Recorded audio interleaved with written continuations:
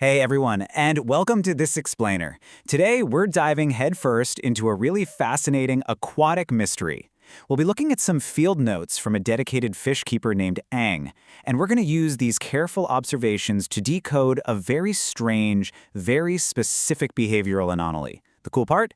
This actually teaches us a ton about the hidden psychology of the animals we care for. It's basically a masterclass in reading nonverbal cues. So, get comfortable and let's unravel the mystery of the hovering Kribensis cichlid. Okay, so let's set the scene and jump right into our central mystery. Why is this fish hovering vertically at the surface? Picture this. Ang sets up this pristine, brand new tank and introduces a male Kribensis cichlid. Now, if you know this species, you know they are beautiful, active dwarf-cichlids, known for vibrant colors and really bold personalities. But this specific male, he is absolutely not exploring. He's not cruising the bottom looking for snacks or checking out the corners of the tank. Instead, he's acting extremely lethargic, literally frozen in place, hovering completely vertically right near the water surface. And the weird thing is he isn't gasping for air, he's just stuck there, seemingly paralyzed. If you're observing this, it is a glaring red flag, right? It's a total puzzle that we definitely need to solve. To figure out what's going through this tiny creature's mind, we can actually look at Ang's own notes. They describe how the fish was, quote, struggling to process new water parameters, lighting, and unfamiliar surroundings. I want you to really stop and think about that for a second. Empathy is a super effective tool in biology. Imagine getting suddenly teleported to a completely alien planet. The gravity feels off, the air tastes weird, and you don't recognize the landscape at all. You wouldn't just immediately start building a house and looking for food, right? No way. You would probably freeze. You'd be totally overwhelmed. Well, this vertical hovering, it isn't just some quirky fish behavior. It's a profound physical manifestation of extreme psychological and physiological stress. His sensory systems are completely overloaded by this new environment.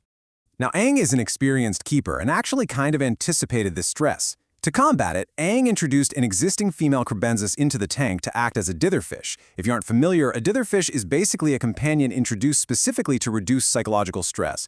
And the logic here is simple and usually works great. If a stressed fish sees another fish swimming around calmly, it signals to them, hey, the coast is clear, no predators here. And honestly, the female in Ang's tank was doing her job perfectly. She was curiously exploring, swimming around normally, showing zero signs of fear. But our guy, the male, remained completely frozen, hovering vertically at the surface. The ditherfish strategy was a total bust. So, the mystery deepens. Why was this male so uniquely paralyzed that even a totally calm companion couldn't snap him out of it? Well, this brings us to the real breakthrough moment of our investigation. Ang decided to experiment with the tank's variables and made one simple single change, turning off the tank lights. And wow, the transformation was instantaneous. Frankly, it was shocking. With the lights on, the fish was hovering vertically, super stressed, but the exact moment those lights went off, the fish stopped hovering, dropped right down, and started swimming calmly at the bottom of the tank. It's a pretty stunning realization. By isolating and flipping just one specific switch in the environment, Ang completely transformed the fish's behavior. So, it wasn't the water quality, and it wasn't a lack of friends. It was the light. So the diagnosis here? Extreme light sensitivity and acute exposure anxiety. You know, when we talk about new tank syndrome, we almost always think about water chemistry, ammonia, nitrites, that whole shebang. But Ang's observation proves that environmental psychology is absolutely crucial too. The bright, open conditions of a newly lit tank were basically acting like a massive spotlight on a creature whose primary hardwired instinct is to avoid getting eaten by predators swooping in from above. The male cichlid wasn't just a little nervous, he was experiencing acute exposure anxiety. That intense light completely stripped away any illusion of safety, causing him to freeze at the surface in a total panic, just desperately trying to minimize his movement in what felt like a highly dangerous, wide-open arena. But hold on, because this realization raises the next very logical question. If this fish is absolutely terrified of the bright lights and feels way too exposed, why on earth doesn't it just hide inside the artificial cave Ang put in there? There was a perfectly good shelter sitting right there at the bottom of the tank. To us, this is just basic logic. Scared of the light? Go into the dark cave, hide in the hiding spot. Simple. And yet, the cichlid completely ignored this obvious sanctuary. He chose to stay paralyzed in the most exposed part of the tank possible. So what gives? Why would an animal act so completely against its own apparent self-interest? The answer actually lies in a super fascinating principle of animal psychology. Fish need time to map their territory and trust the environment. An artificial cave doesn't just automatically register as a safe space to them just because it looks like one to us. To a highly stressed fish that's just been dropped into an alien world, that dark hole in the rocks, that could just as easily be the mouth of a predator or some sort of dead-end trap. Before a fish is going to utilize a shelter, it has to mentally map the surrounding territory first. It has to establish a baseline of trust. And because that intense lighting caused such immediate, paralyzing anxiety, our fish was entirely unable to even start that crucial mental mapping process. He was literally too scared to investigate the one thing that could actually offer him comfort. So, based on this incredible observation, Ng came up with some really effective, actionable strategies for acclimating fish in the future. Number 1, provide natural shade. Ng realized an artificial cave sitting out in the open just isn't enough.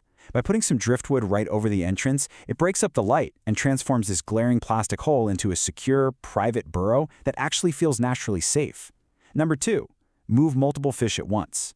Introducing 2 or more fish at the exact same time diffuses the stress, allowing a sort of collective calm to override the individual panic. And finally, number 3, let fish acclimate at their own pace. You simply cannot force an animal to feel safe. You have to provide the right conditions, like, turning down the lights, and then just step back. I really want to leave you with this one thought today. How often do we mistake a pet's natural need to trust their environment for simple stubbornness? We looked at a tiny fish today, for sure, but this applies to a newly adopted rescue dog hiding under the bed, or maybe a cat indignantly refusing to use a new litter box because you put it in a noisy hallway. We get frustrated, right? We think the animal is just being difficult or fussy, but as Ng's meticulous observation proves, what looks like stubbornness, or in this case, literal paralysis, is often just a desperate creature trying to tell us that it doesn't feel safe yet. True care means looking past that surface behavior, understanding the psychology at play, and having the empathy to just turn off the spotlight so they can finally find their way home.